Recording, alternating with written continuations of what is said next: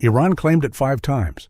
5 separate times, over 5 consecutive days, the Islamic Revolutionary Guard Corps announced to the world that it had struck and sunk the USS Abraham Lincoln. 5 times, the United States Central Command published photographs, video, and official statements showing the Abraham Lincoln operating normally in the Arabian Sea, launching aircraft, continuing combat operations. 5 times, Iranian state media doubled down. The carrier was hit. The carrier was sinking. The carrier had miraculously resurfaced and fled the battlefield. The carrier had left the theater after encountering Iranian missiles and drones. CENTCOM's response became almost clinical in its precision. The Iranian regime's false messaging machine continues to falsely claim that it has sunk a U.S. aircraft carrier. The truth, the only carrier that has been hit, is the Shahid Bagheri, an Iranian drone carrier. U.S. forces struck the ship within hours of launching Operation Epic Fury. 5 claims, 5 lies. One photograph of the Lincoln launching F-35Cs in bright Arabian Sea sunlight, published in real time for the world to see. But here is the question that nobody in the mainstream coverage actually answered. Not why Iran lied, that part is obvious. Information warfare is as old as warfare itself. The real question is the technical one. Iran fired ballistic missiles at the USS Abraham Lincoln. Those missiles, according to CENTCOM, did not even come close to their target. Not close and intercepted. Not close and missed. Just not close. A carrier strike group sitting in open water, a stationary or near-stationary 13-acre island of steel displacing over 100,000 tons. And Iran's ballistic missiles fired from the sovereign territory of a nation that had spent decades and billions of dollars specifically developing the capability to sink American carriers, could not get close. How is that possible? What does it actually take to hit a moving aircraft carrier with a ballistic missile? What layers of defense stood between Iran's missiles and the Abraham Lincoln? And what does the answer tell us about the fundamental gap between what Iran claimed it could do and what its military actually proved capable of on the day it tried? That is what this video is about, not the propaganda, not the 5 lies. The physics, the engineering, the doctrine, and the layered defensive architecture that made the Abraham Lincoln on March 1, 2026, effectively untouchable by everything Iran had in its arsenal. Let's start with the weapon Iran used, because understanding the missile tells you immediately why the claim was, in the words of the analysts at 1945, ludicrous. Iran's ballistic missile inventory is genuinely capable in certain contexts. The Shahab series, the Ahmed, the Ghadir, the Qaim, the Fatah, these are real weapons with real warheads and real range. In April 2024, Iran demonstrated that it could fire large salvos of ballistic missiles from its own territory toward Israel, saturating air defenses with volume and variety. Some of those missiles got through.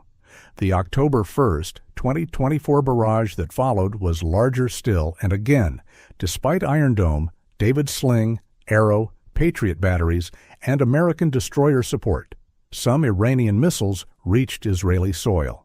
Iran is not a paper tiger when it comes to ballistic missile capability against fixed land targets. But an aircraft carrier is not a fixed land target. An aircraft carrier is a moving target in open ocean, defended by the most sophisticated integrated air and missile defense system ever assembled, surrounded by ships specifically designed and equipped to shoot down exactly the kind of missiles Iran was firing. And it had known those missiles were coming for long enough to have its full defensive suite at peak readiness before the first one left the launch rail. The challenge of hitting a moving ship with a ballistic missile is a problem that naval engineers and weapons designers have studied for decades. The ballistic portion of the flight, the phase where the missile is coasting through the upper atmosphere on a predictable arc, is the easy part to defend against. Every Aegis-equipped ship in the carrier strike group can detect, track, and engage a ballistic missile in that phase with SM-3 interceptors. The SM-3 Block 2A, the most capable variant, can intercept ballistic missiles at altitudes up to 1,000 kilometers, well above the atmosphere, during the midcourse phase of flight, when the missile is moving fast, but predictably, and has not yet begun its terminal descent toward the target. That is the first kill layer, and it is operated not by one ship, but by every Aegis combatant in the strike group simultaneously, sharing data over the Cooperative Engagement Capability network so that every ship and aircraft can contribute to a single integrated air picture. The Abraham Lincoln's carrier strike group typically includes at least 2 Arleigh Burke-class destroyers in close escort, with additional cruisers and destroyers operating in screening positions at distances designed to maximize the defensive envelope coverage. Each of those ships carries SM-3 interceptors. Each of those ships can engage independently or as part of an integrated salvo designed to ensure multiple intercept opportunities against the same incoming threat. But let's say an Iranian ballistic missile survived the midcourse interception layer. Let's say the SM-3 missed, or the salvo was too large to engage every threat at midcourse, or the missile maneuvered in a way that degraded the SM-3's guidance solution. At terminal phase, as the warhead begins its steep descent toward the target, the strike group has additional kill layers waiting. The SM-6 is a versatile, long-range interceptor that can engage targets in the terminal phase of ballistic missile flight. Unlike the SM-3, which is optimized for mid-course exoatmospheric intercept, the SM-6 can operate within the atmosphere and is effective against maneuvering targets at terminal approach angles. In May 2025, just 9 months before Epic Fury began, the USS Thomas Hudner, the same destroyer that fired Tomahawks in support of Operation Epic Fury, successfully engaged a short-range ballistic missile with an SM-6 in a live-fire exercise in European waters. That was not a test of theoretical capability.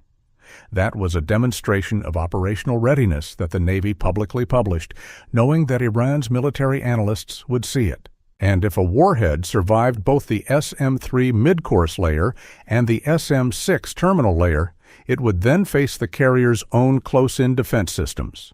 The Abraham Lincoln's carrier air wing includes aircraft specifically postured for short-range air defense. An F-35C from the Lincoln shot down an Iranian drone on February 3, 2026, nearly 4 weeks before Epic Fury began, in what was either a genuine defensive action or a deliberate demonstration, possibly both, that carrier aviation was capable of engaging incoming drone and cruise missile threats in the operational environment. The Phalanx close-in weapon system, a last-ditch rapid-fire cannon designed to destroy incoming missiles that have penetrated every other layer of defense, is mounted on the Abraham Lincoln itself.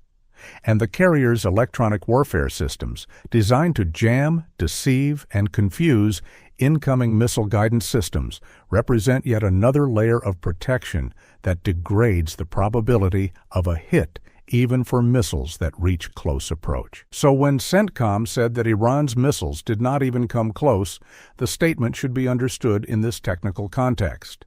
The strike group sensor network, beginning with the U.S. Space Force's infrared launch detection satellites that spotted the thermal signature of Iran's missile launches within seconds of ignition, and extending through the E-2D Advanced Hawkeye airborne early warning aircraft flying continuous combat air patrol over the strike group, had full awareness of every Iranian missile from the moment it left the ground.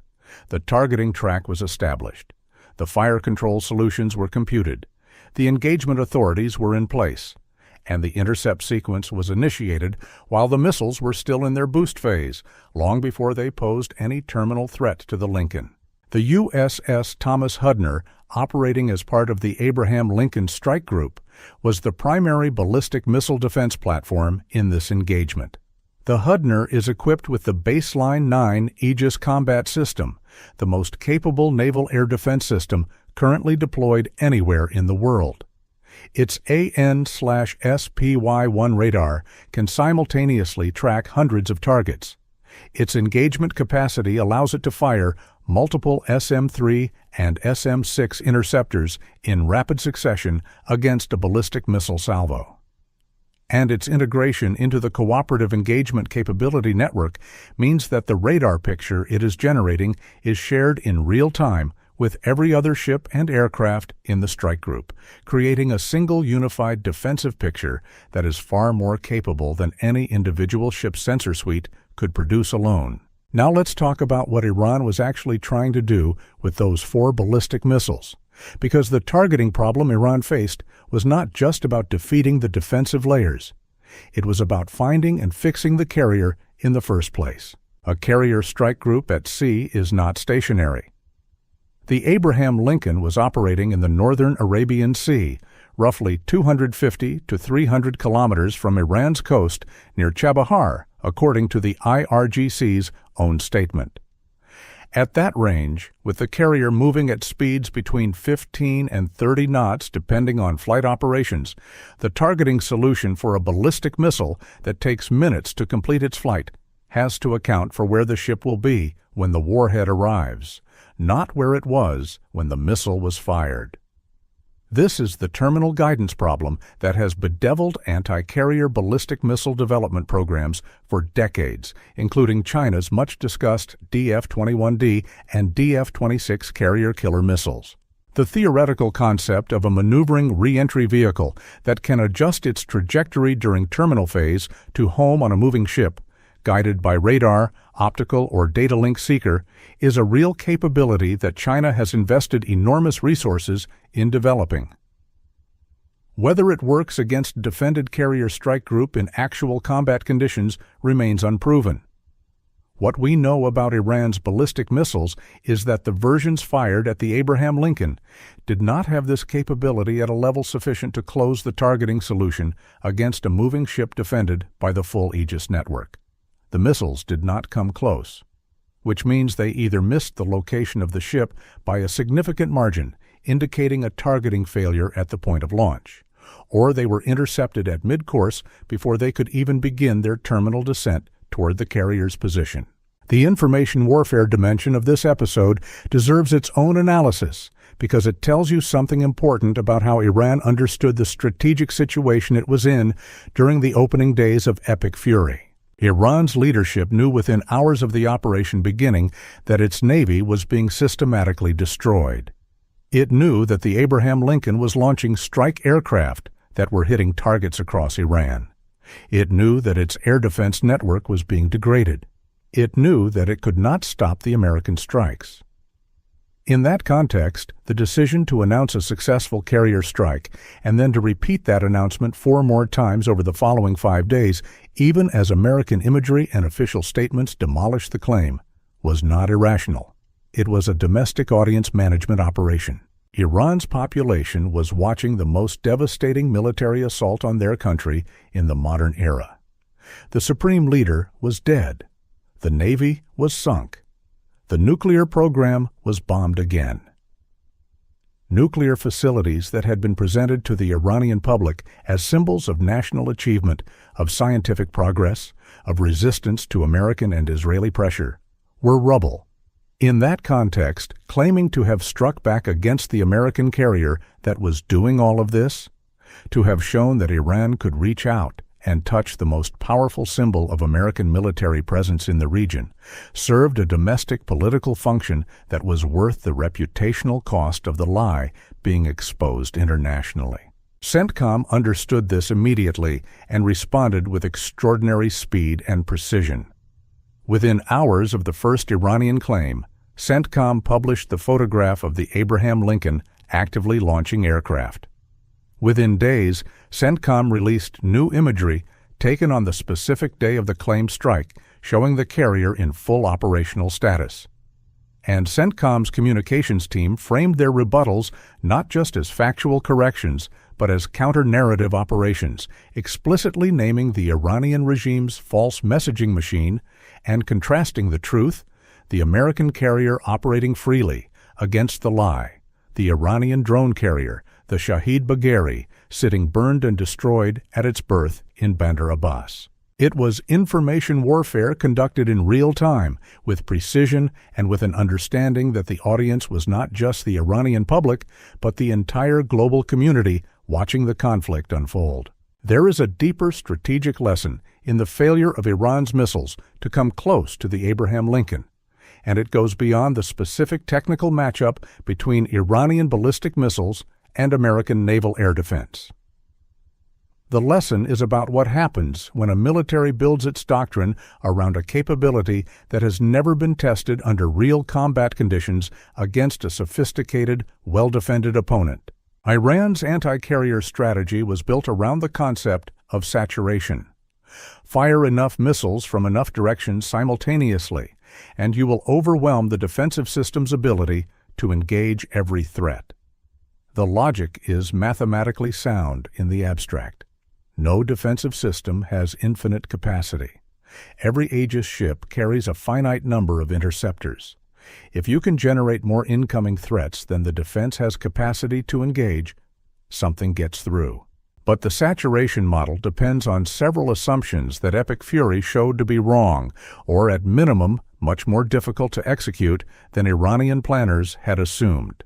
First, it assumes that the defensive system has limited awareness of incoming threats until they are close. The U.S. Space Force's launch detection satellites eliminate that assumption entirely. The Aegis network knows about Iranian missile launches seconds after ignition, providing minutes of engagement time before the missiles reach the defended area. Second, it assumes that the defensive system is operating independently, that each ship can only engage threats within its own sensor range. The Cooperative Engagement Capability network eliminates that assumption. Every ship and aircraft in the strike group is contributing to a single integrated picture, and intercepts can be assigned to the most advantageously positioned shooter regardless of which ship's radar initially detected the threat. Third, it assumes that the missiles can find and hit a moving target at the end of their flight. The terminal guidance problem, the gap between knowing approximately where a carrier is and being able to hit it precisely after a multi-minute ballistic flight, is a gap that Iran's missile technology was not able to close in the opening days of Epic Fury. 4 missiles fired, 0 hits, missiles that did not even come close. And the carrier they were aimed at continued launching combat sorties that same day. This is not a total dismissal of the long-term carrier vulnerability question. The debate about whether aircraft carriers remain viable in a high-end conflict against a peer adversary, specifically China, which has invested far more deeply in anti-carrier ballistic missile capability than Iran ever did, is a legitimate and unresolved strategic question. China's DF-21, D, and DF-26 missiles are assessed as having actual maneuvering re-entry vehicle capability, specifically designed for the terminal guidance problem. The People's Liberation Army Navy has combined those missiles with a layered reconnaissance strike complex that includes over-the-horizon radar, satellite-based surveillance, and potentially submarine-based cueing, creating a more sophisticated targeting architecture than Iran possessed.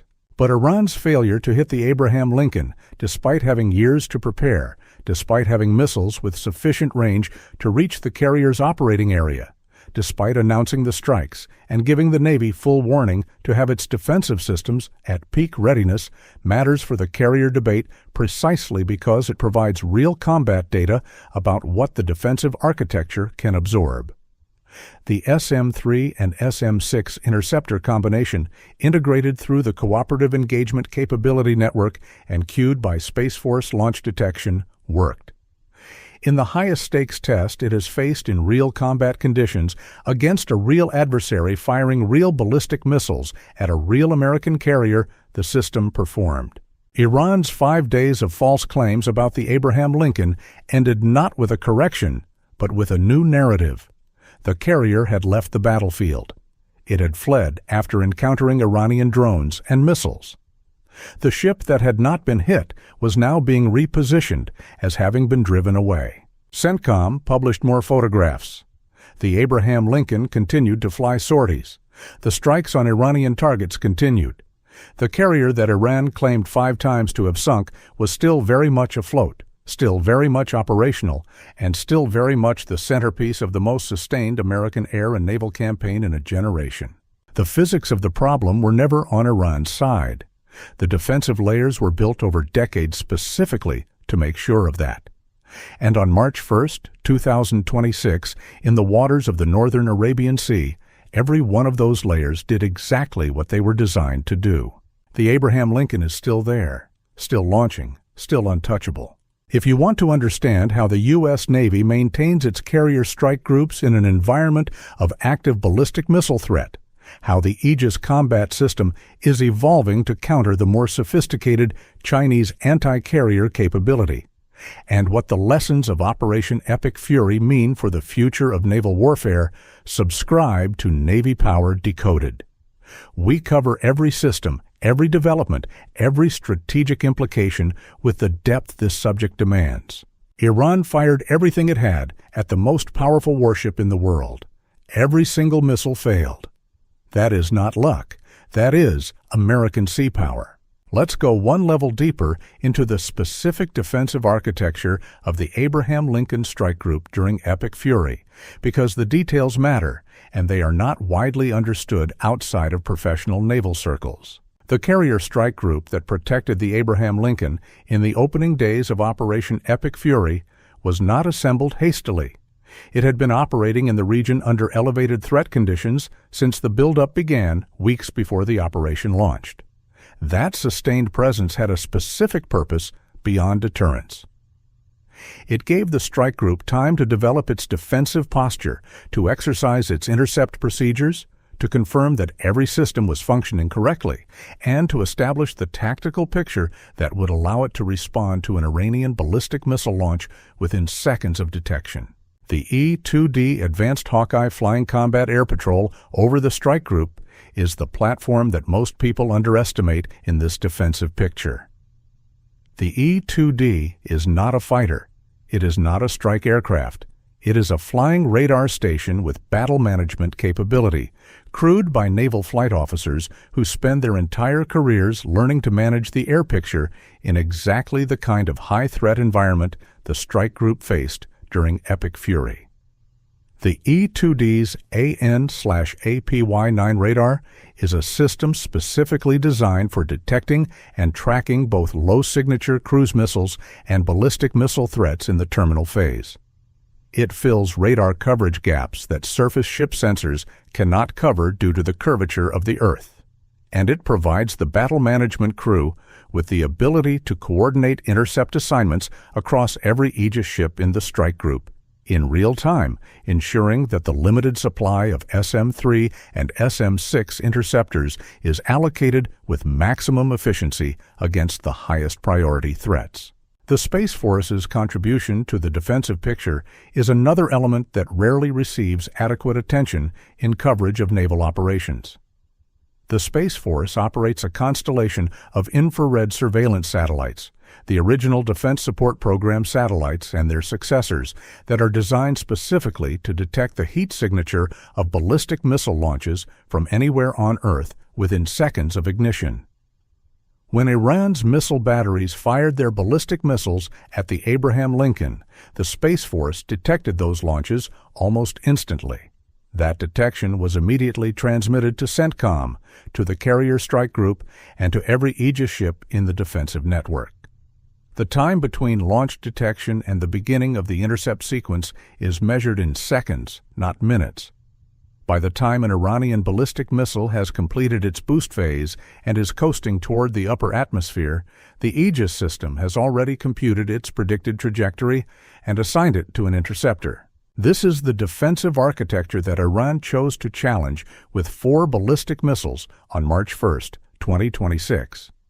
And this is why CENTCOM could say with complete confidence, within hours of the Iranian claim, that the missiles did not come close, because every step of those missiles' flight had been tracked, cataloged, and responded to in real time by a system that had been designed, tested, refined, and operated by professionals who train for nothing else.